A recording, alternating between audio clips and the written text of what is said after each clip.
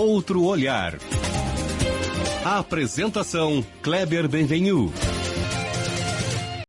Olá, bom dia família Bandeirantes, bom dia para você que nos escuta na intimidade do rádio ou também que nos acompanha aqui pela internet. A gente lida com comunicação todo dia, mas meio que só vai lidando e nem sempre para pensar. Olhar o processo da comunicação, as suas mudanças, as suas fortalezas, suas dores e desafios. E talvez essa seja a área de atuação que mais tenha mudado nos últimos anos. Seja para quem é profissional, seja para quem consome a comunicação, ou seja, todos nós. E é esse outro olhar que nós vamos nos dedicar nos próximos 30 minutos. A comunicação, o jornalismo, a publicidade, enfim, um pouco de passado, presente, futuro da mídia. E para falar sobre esses temas, o meu convidado é o jornalista César Freitas, um decano da comunicação. César é formado em jornalismo pela Federal de Santa Maria, atualmente é sócio-diretor de estratégia e planejamento da Critério e tem densa carreira como um executivo na comunicação gaúcha e brasileira. Com 40 anos de trajetória profissional, ele foi diretor de jornalismo da RBS-TV, da Rádio Gaúcha, do Canal Rural e da IPTV de Campinas, que é afiliada da Rede Globo no interior de São Paulo, além de ser o responsável pela implantação de importantes portais como o G1 e o Globo Esporte no Rio Grande do Sul. O César também foi professor da PUC e vice-presidente da AGERT, que é uma das entidades que lidera a comunicação gaúcha. Bom dia, César Freitas. Bom dia, Cleber. Vamos falar contigo. Imenso prazer estar aqui batendo papo. É meu. Tchê, vem cá, 40 anos de jornalismo, né? E com essa cutis aí de 10, não é para qualquer um, hein? Vontade tua. Eu fui um quase engenheiro, né, Kleber? Como é que é isso? Eu cresci querendo ser piloto de avião para ser astronauta, coisa comum na década de 60. Minha vocação, eu acreditava, era fazer engenharia. Até que em determinado momento eu descobri que precisava manter minhas relações com as ciências humanas e resolvi fazer umas cadeiras como aluno especial na comunicação social. E aí não voltei mais, né? Tu e o Beto Carvalho, que eu entrevistei aqui não faz muito também, né? Que é engenheiro e depois foi para comunicação, né? Exatamente. Mas certamente daí veio um pouco esse teu pendor para o planejamento, para a gestão, para esse olhar sistemático, sempre que eu noto que tu tens, e como executivo deve ter tido da comunicação, né? Isso ajudou muito na minha formação, porque nós jornalistas, quando a gente entra nesse negócio, né, é para fazer a nossa reportagem, fazer a nossa história, abordar aquele assunto, tratar daquela pauta. Né? A gente às vezes a gente não é preparado para uma visão mais sistêmica. Mas ao longo do tempo a gente é obrigado a trabalhar, necessariamente trabalhar em conjunto, trabalhar em equipe, porque jornalismo é equipe.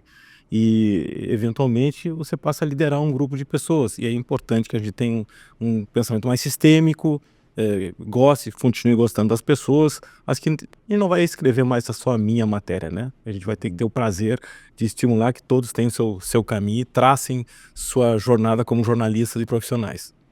César, aqui é um critério, né? A gente cuida de reputação, e eu queria te ouvir um pouco sobre isso, porque 40 anos em cargos, em posições de destaque no jornalismo e, portanto, posições de risco também, né, de exposição. Como é que foi cuidar da própria reputação pessoal para ter essa trajetória e sair dela, digamos, hoje eu acredito que tu é quase um consenso, assim, uma referência no jornalismo gaúcho como um executivo. Como é que foi cuidar, passar por tantas atribulações, tantos atores, preservando também a reputação pessoal? Sabe, Kleber, nunca ninguém me perguntou isso. Talvez a minha resposta venha por outro lado. Eu sempre procurei fazer o certo, né? E sempre procurei, como executivo, ter equipes que preservassem diversidade, etc., e que fossem extremamente qualificadas. E que essas equipes tivessem espaço para fazer e para construir uma carreira como eu mesmo gostaria de ter sempre, né? E sempre me pautei na abordagem como jornalista lá nos veículos de comunicação, uma visão ética e empática. Você sabe que o jornalista, assim como o médico, é capaz de matar uma pessoa, né, se errar. A diferença é que no caso do médico, a pessoa não vai mais estar aqui. E se o jornalista errar, essa pessoa continua aqui, né, sentindo as dores da injustiça, né?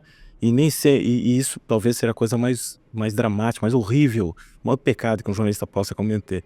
Então, eu sempre me pautei muito por esse cuidado, primeiro com as pessoas com quem eu sempre tratei, que a minha equipe tratou, mas também a relação de respeito com o público que opta por acompanhar aquele veículo de comunicação.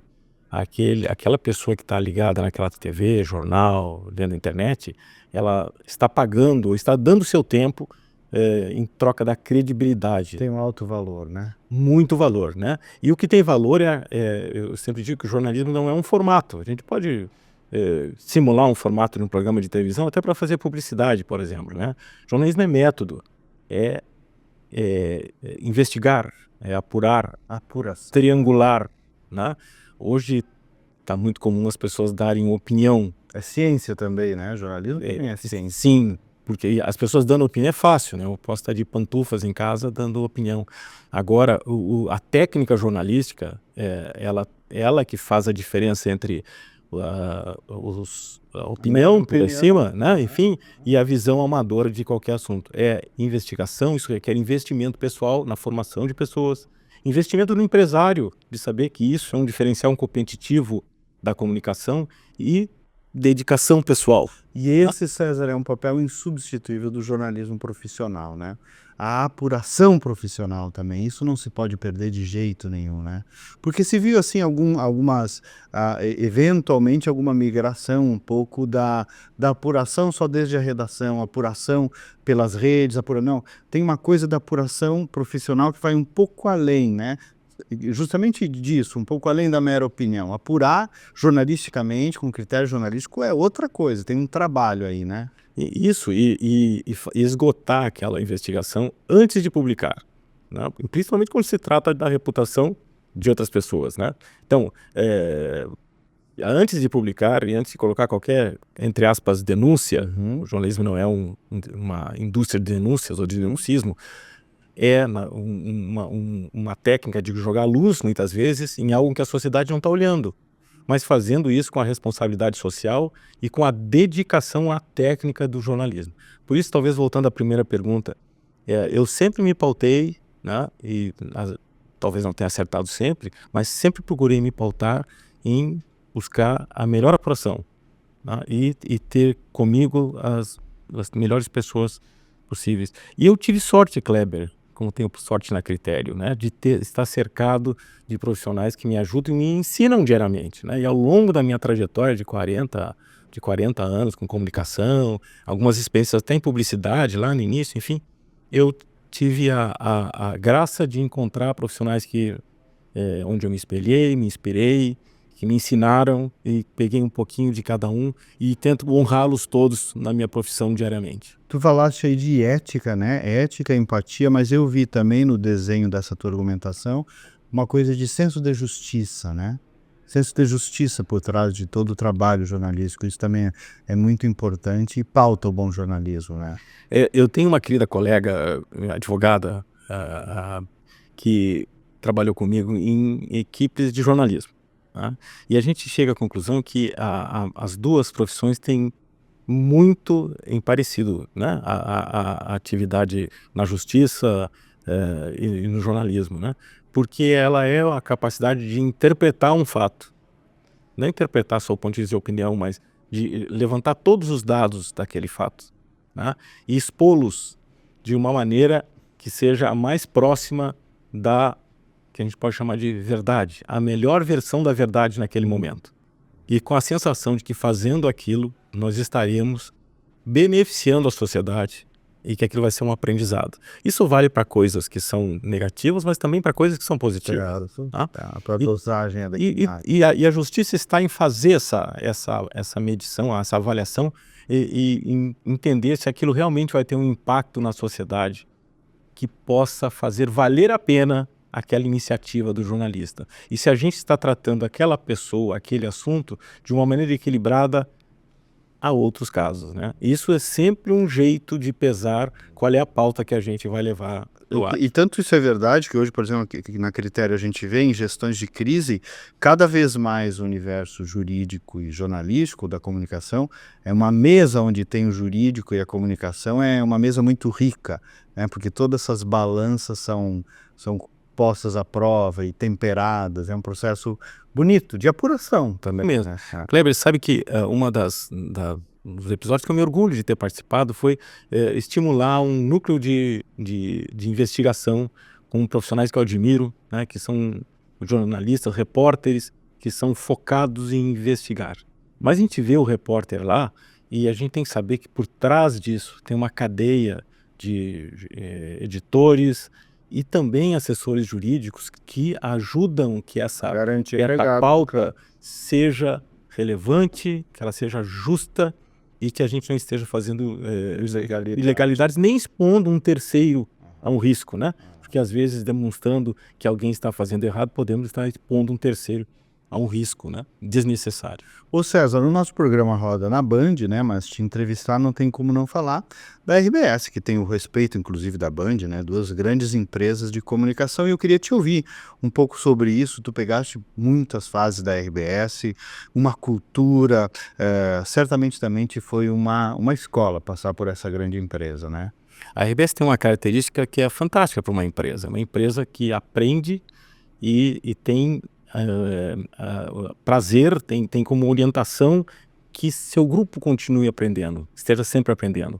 Graças à RBS eu tive a oportunidade de visitar empresas de comunicação pelo mundo, de participar de encontros de jornalismo, de vivenciar experiências de jornalismo de ponta e conviver com profissionais jornalistas de alta qualidade que fazem da discussão jornalística um princípio básico, né, de crescimento, e também com profissionais de outras formações que me ajudaram a entender a gestão de pessoas, a gestão de recursos, como manter a melhor equipe motivada, com foco e com os melhores, com o melhor planejamento, né? Então, a RBS é o que é por sua cultura forte, pelo espírito do fundador, que ainda perpassa a cultura da empresa e, obviamente, que é levada pelos seus herdeiros hoje, pelo Nelson Sirotsky, que é um obstinado por fazer bom jornalismo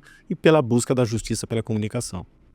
O César, tu viveste todas essas mudanças da comunicação que eu falei no começo desde dentro, né? E desde especialmente da TV, né? Como é que foi todo esse...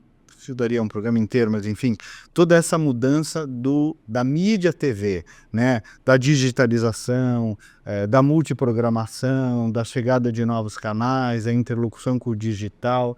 Como é que foi que fases da TV tu pegaste? Olha só, a gente olha a fase de fora e a gente já nem dá bola quando a gente fala em TV digital, a gente já vai direto lá para a distribuição digital, mas tem o back-office, né? Eu tive o privilégio de conviver fazendo televisão desde quando se escrevia com máquina de escrever, né? Eu participei de um grupo que desenvolveu e importou o primeiro software para a operação de uma redação de televisão em rede de computadores, né? E isso foi em 91, 92, tá? Então, aí já houve uma mudança radical no jeito de fazer televisão. Talvez as pessoas tenham percebido com mais agilidade, com menor índice de erro. Por dentro já é uma revolução. Uma grande revolução. Começou com a TV Globo, que fez o primeiro sistema, e o segundo foi aqui em Porto Alegre, pela visão empreendedora da RBS, né? E nós traduzimos o software para o Brasil, imagina, né, para o português, e adaptamos para os nossos processos de produção aqui no Rio Grande do Sul. Então, já sei, foi uma grande mudança, né? Mas eu prefiro ver, Kleber, que a gente enxerga na nossa linha de vida as mudanças e que a gente convive. Mas este negócio sempre esteve em ebulição, né? Sempre esteve em ebulição. Desde o jornal impresso, imagina, na Guerra dos Boers, lá o Winston Churchill, que era um soldado, né, na época, o único jeito de saber lá na Inglaterra o que estava acontecendo na África do Sul, no início do século XX, era por imprensa escrita. Imprensa escrita. Ou seja, tinha que E a mandar. notícia só chegava depois que chegava Chegava o texto. transporte do Na Primeira Guerra Mundial já tinha o telex verdade. operando. Sempre né? mudou muito. Na década de 20 já havia o rádio. Durante a Segunda Guerra Mundial o rádio foi protagonista, mas isso não afastou os jornais, que ao longo do tempo foram se adaptando, né? Foram se adequando. E assim foi com o cinema em alta definição, em cinemascope, aquela grande tela colorida, aumentando os canais de áudio, etc. Né? Ou seja, essas coisas foram evoluindo O junto. rádio né? ainda seja o que mais, sei lá, tô pensando agora, o que mais ficou intocado esse tempo todo, assim. Se bem que hoje rádio virou TV, né? Mas veja só, nós tivemos aqui um caso muito curioso agora durante as enchentes, né?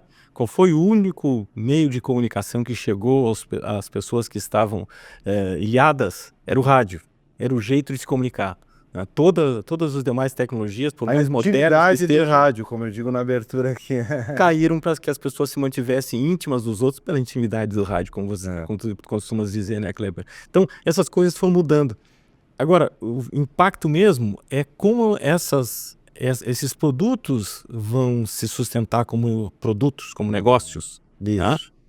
Eu gosto de ver o exemplo do cinema hoje, né, que parece que perdeu para o streaming, etc., mas as casas de cinema estão sempre cheias, se modernizando e acharam um jeito de se modernizar. E o caso do livro também, Com a pipoca. né? Com a pipoca. Uma pipoca. Uma pipoca cara, mas a gente compra. E a gente compra, e isso faz parte da experiência, né? Então, me parece que todos vão achar essa possibilidade de financiamento, né? O que preocupa é que isso hoje está dependendo muito de escala, né? Está dependendo também de uma certa confusão entre o produto jornalístico, editorial, com o produto das redes sociais, que às vezes se mimetiza. Isso cria o que a gente chama de deserto de informação. Então tem muitas regiões em que os jornais que eram referências naquela cidade desapareceram. Isso também cria oportunidade para aventureiros, né? Nós somos jornalistas, Kleber, vivemos da comunicação, o que a gente fala é um compromisso social e profissional e que nós queremos estar aqui como jornalistas no dia seguinte, né? Aventureiros não, né? Eles podem fazer uma grande aventura. Mais ofertas de baixa qualidade. Exato. No caminho. E eu costumo dizer que a gente, infelizmente, está mais preparado para comprar um carro, uma geladeira, do que o produto cultural que a gente vai consumir. O livro que a gente vai comprar, o programa de televisão que a gente vai assistir, o filme que a gente vai ver. Tá? Então, também essa educação ela é importante para que o consumo desses produtos sejam qualificados. Ô César, tu foste executivo tantos anos, hoje de novo, né, sócio-diretor da Critério. Eu queria te ouvir um pouco mais sobre a importância disso que a gente chama de estratégia e planejamento na perspectiva da comunicação. Comunicação é uma área intuitiva, criativa, dinâmica e às vezes, quando se fala de estratégia e planejamento, parece algo teórico, só que não, né? Me fala um pouco da importância disso no processo de comunicação. Olha, Kleber, eu costumo dizer que os nossos amigos da Critério também, a gente é bom porque a gente é bom, a gente é bom porque nós somos muitos, né? E com visões, com colaborações culturais diferentes. E essa combinação só funciona com técnica, né? E como as pessoas de comunicação são realmente criativas, têm uma energia muito forte, é importante saber como a gente vai aplicar a nossa própria energia. Como tu ordena isso? Qual é o resultado que a gente quer disso, né? Então, quando alguém procura a Critério, por exemplo, e para um problema de comunicação, é importante que a gente entenda esse problema para que a gente saiba como resolvê-lo. Como resolver esse problema. Ideias fantásticas de comunicação todos nós temos, e é por isso que a gente faz comunicação. Mas é importante que a gente saiba como aplicá-los, como aplicar essas ideias nesses projetos. Isso vale para esse tipo de projeto, mas veja bem, quando a gente está fazendo um programa de televisão ou desenvolvendo um veículo de comunicação, a gente tem que partir dos mesmos pressupostos do marketing. Para quem a gente está falando? Qual é o propósito do produto que a gente tem? Qual é o posicionamento desse produto diante deste público? E isso é técnica, isso é planejamento, né? E a gente tem que ter algo também a criação às vezes parece que não combina. A gente tem que ter disciplina para fazer isso, né? Disciplina, tem que ter consistência de A permanecer criação tem naquela. que ser coerente, né? Coerente Exato. com o desafio. Senão é apenas uma criação em si, né? Senão é a arte pura, né? A arte da fruição, não É. a criação que tem um resultado importante e que alguém, evidentemente, está à procura por uma questão negocial, porque estamos fazendo um negócio. E tu sempre fala muito, né? Entender o cliente, entender o seu problema, né? Qual é a sua dor. Isso é Mesmo. importante, né? Porque às vezes a gente não, né? Mas é comum se chegar com fórmulas prontas, né? Entender o problema daquele cliente e é sempre exclusivo, né? Exatamente. Isso quem procura um produto de comunicação, ele realmente tem um objetivo. É importante entender o que moveu aquela pessoa, porque às vezes o objetivo não necessariamente é coerente com a necessidade que aquela pessoa tem naquele momento, né? Ô César, quero te ouvir também sobre a tua experiência como gestor de equipes. Tu falaste en passant aí, né? Empatia, várias vezes tu mencionaste equipe, grande equipe, as diferentes culturas e tal. Mas como se gere um time de maneira leve e profissional, especialmente um time de viés criativo, crítico, como é a nossa turma da comunicação? O primeiro lugar, eu acho que é difícil saber exatamente o como, né? Porque esse é um desafio. Mas, em primeiro lugar, Kleber, é uma coisa que a gente fala muito, a gente tem que gostar de gente. Tem que gostar de gente, tem que praticar a empatia. Como eu gostaria de ser dirigido nesse momento, como eu me sinto bem nisso, né? Porque todos nós fazemos parte de uma espécie de tribo da comunicação, né? Então, em primeiro lugar é gostar de gente. A segunda, estudar. Como tudo na comunicação. Alguém já estudou uma situação parecida, alguém já passou por esse drama antes de mim, e é importante entender como essas pessoas passaram por essa circunstância, né? Mas tem que ter o prazer de pessoas, prazer de ver o desenvolvimento das pessoas, o prazer de ver pessoas que vão fazer aquilo diferente de ti, que talvez façam até melhor do que já fizeste alguma vez na vida, né? E ter uma felicidade de ver isso, né? Criar possibilidades para as pessoas crescerem, né? De onde vem também esse pendor de professor, né? Ou seja, de algum modo tu também estás falando de formação, treinamento, né? Isso. Porque às vezes as empresas cuidam um pouco disso, né? Querem que as pessoas fiquem prontas por formação natural, né? A autoformação. Autoformação. E as pessoas chegam bem formadas nas empresas, mas elas não chegam exatamente bem formadas para aquela empresa. Então, acho que talvez a maior injustiça que a gente possa fazer, principalmente na área da comunicação, que não é tangível o processo nem os resultados, é exigir de alguém algo para o qual a gente nunca orientou ou jamais deu um objetivo, mesmo que aquela pessoa seja competente, tenha uma trajetória de sucesso em outras empresas, em outros ambientes, né? Cada ambiente tem suas necessidades, cada ambiente tem seus objetivos e sua cultura. É importante quando um novo profissional chega naquele ambiente que ele entenda bem onde ele está, quais são os objetivos, quais os processos e qual a cultura que move aquela organização, né? César, tu fosse diretor, chefiaste o jornalismo, né, durante muito tempo, aquele último nomezinho que aparece na tela quando termina um telejornal, ou seja, ali é a última palavra, se não a última, uma das últimas. Como é que foi esse exercício diário de fechar telejornal todo dia? Como é que se dá por dentro, para quem não conhece isso, esse critério de escolha editorial? Isso vai para o ar, isso não vai, essa é a manchete. Como é que é essa adrenalina e essa missão diária de fechar um telejornal? O que a gente não vê? Eu sempre me senti muito honrado de poder participar de grandes equipes e poder, de alguma maneira, ter uma função que motivasse e que finalizasse o resultado de um grande time, né? E que isso tivesse impacto na sociedade. E isso começa, como a gente estava comentando, por um bom time. Mas para mim, três questões são importantes nessa que a gente chama de definição de pauta. A primeira é o espírito do tempo, né? O que está acontecendo e que move as pessoas, que impacta nas pessoas naquele dia. A segunda é a posição empresarial, editorial daquela empresa de comunicação daquela instituição de comunicação. E o terceiro é aquele grupo que se reúne historicamente naquele momento.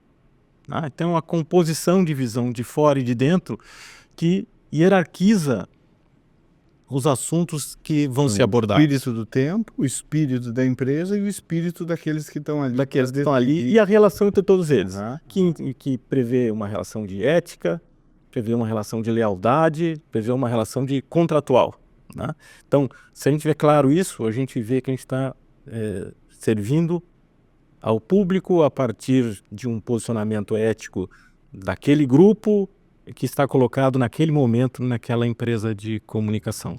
Se a gente tiver isso claro, voltamos para os processos, a gente já coloca foco na nossa cobertura. Né? E principalmente quando a gente vê, né, Kleber, que todo esse trabalho causa impacto. Eu lembro assim da gente abordar questões que eram extremamente relevantes para o interior do Rio Grande do Sul, o Rio Grande Profundo, como tu costumas dizer, que nem sempre as pessoas percebem. Né? O abigeato, por exemplo. Era um problema que estava lá, Assim, que as as pessoas pessoas olhavam nem um pouquinho, né? E aí, da prestância, a gente descobriu que até na região aqui próximo a Porto Alegre, isso era um problema sério. E graças a isso foram criadas delegacias especializadas. Excelente resultado. Com um resultado positivo, né? Porque às vezes até os próprios políticos, não é por desídia, nada disso, é porque não estão percebendo aquele fenômeno social. E para isso é a função do jornalista. Ou ainda, quando a gente investiu tempo, dinheiro, talento, competência para descobrir que havia pessoas que, de alguma maneira, faziam pessoas que precisavam de implantes, próteses médicas, comprarem próteses de má qualidade, pagando por próteses mais caras, ou às vezes que nem precisavam de prótese, né? E essa estrutura acabou se protegendo, criando mecanismo para se proteger desses desvios.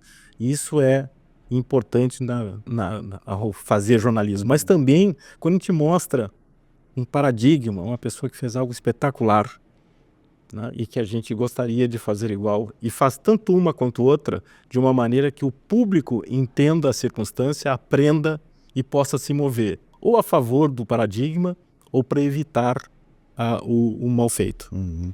Ô César, e vamos dar um minuto para entender como é que bateu, como é que pegou e como é que está até hoje a chegada das redes sociais na perspectiva disso que se convencionou chamar de mídia tradicional. Como é que está esse casamento da ojeriza à adesão? Qual é o ponto dessa evolução? Olha, realmente foi uma bagunça, porque aparentemente todos passaram a ser gerador de conteúdo, né? E os jornalistas, de alguma maneira, no mundo inteiro, se assustaram muito com isso, né? E As empresas também. De alguma maneira, tentaram copiar, mimetizar aquilo que pareceu ser um sucesso espetacular, né? Então, hoje nós estamos numa fase em que, como jornalistas, que a gente está aprendendo ainda como o nosso trabalho como jornalista, em todos os níveis, em todas as atividades, pode ser diferente daquele amador, porque é disso que estamos falando, né? Gosto muito quando fala em jornalismo profissional. É aquele que vive disso, que move sua vida por isso e tem propósito. Então, esse jornalista também vai usar essas plataformas, como ao longo do tempo foi usando as plataformas que foram criadas para transmitir seu conteúdo. A questão é como usar e como manter credibilidade nisso, né? Gosto muito do exemplo do New York Times. Parece, claro, é um monstro com o mercado mundial, mas ele não abriu mão de seus princípios que ainda são do século XIX, né? De fazer jornalismo profissional com profundidade e entregar para o público a melhor apuração. Claro, evidentemente que as pessoas podem ser favoráveis, gostar ou não daquilo que eles estão fazendo, mas é claro que estão comprando. E acrescentou a isso vários outros produtos que também atendem esses novos interesses. São games, são sites que comparam produtos que a gente vai comprar para ver qual é o melhor, etc. Então, mas o New York Times manteve essa atenção e hoje ele faz algo que ele não conseguiria fazer com papel. Ele tem mais de 10 milhões de assinantes. Ele não conseguiria fazer isso com papel. Então, ao contrário de ser um problema para ele, a digitalização, foi uma solução para entregar mais produto e ter mais assinantes com menos custo e menor preço. E hoje como é que é, César? Está do outro lado do balcão, né? Porque é o outro lado do balcão, né? Uma vez tu estava lá na gestão de pautas, hoje tu está aqui, eventualmente, cuidando do interesse que está sendo, de um cliente que está sendo pautado, né? Muitos clientes, muitos processos, um processo de troca mais intenso, uma nova experiência, imagino eu. Sabe, Kleber, lá do outro lado eu via muitas instituições que faziam coisas espetaculares e eu ficava sabendo por acaso, né? E mas como é que a gente não ficou sabendo disso para poder mostrar para as pessoas e ter isso como referência, né? Meu amigo Eloy Orzeto costuma dizer que notícia ruim cai no colo, né? E a gente às vezes tem que até se defender delas, mas a boa notícia a gente tem que procurar. Então isso também me ajudava, me inspirava a dizer para as instituições: olha, veja, isso é importante que você conte para a sociedade e para a sua instituição. Por outro lado, eu vi algumas instituições, algumas organizações, empresas com uma crise, porque aconteceu um problema, um mal feito que envolvia um pedaço, uma pessoa, enfim, um episódio. E eu sabia que aquilo não era o ideal daquela instituição, que as pessoas envolvidas ali não tinham não tolerariam aquele desvio, né? E ao mesmo tempo eu vi a reação daquela instituição ser algo que era confuso e que levava para o público uma sensação de que talvez isso fosse. Aí eu ficava pensando, não, olha, já havia do outro lado, né?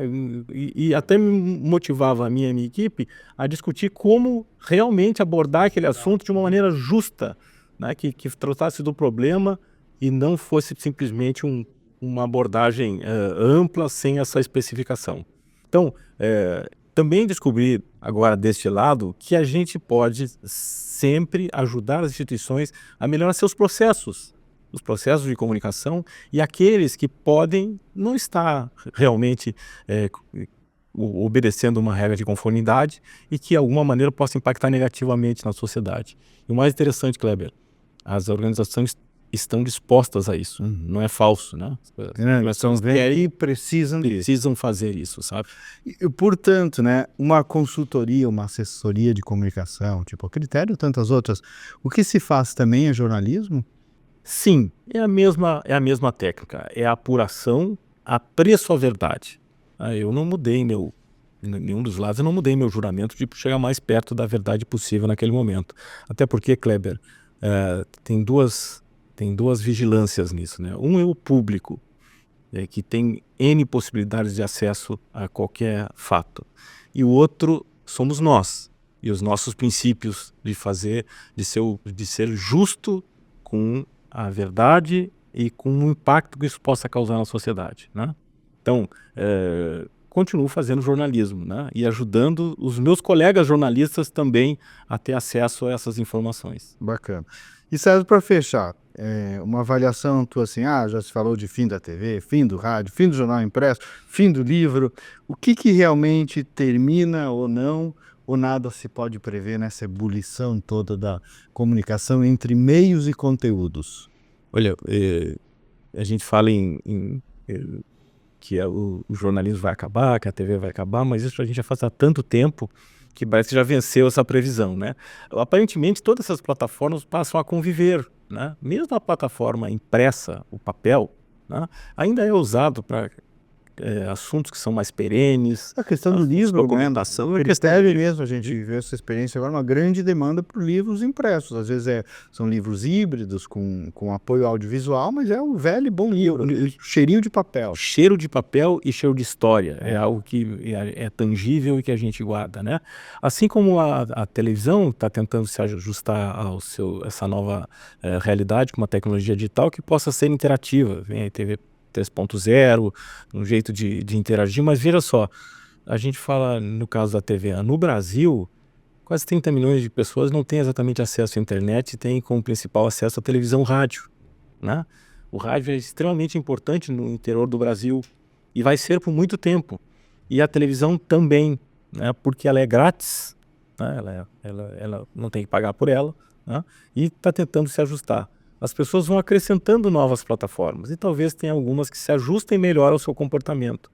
Agora vai caber aos operadores dessas plataformas, operadores dos conteúdos também, porque a gente fala em plataforma, mas tem geração de conteúdo, né? A quem produz conteúdo e a quem administra essas plataformas entender como atender melhor cada segmento de público e principalmente como fazer o negócio continuar, como monetizar esse negócio nesse novo ambiente, né?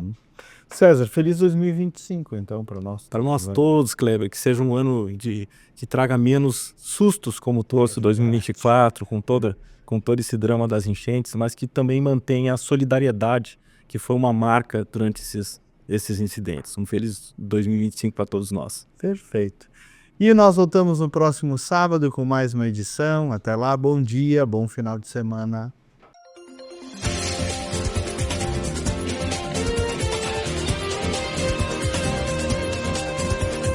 Outro olhar. Apresentação Kleber Benvenu.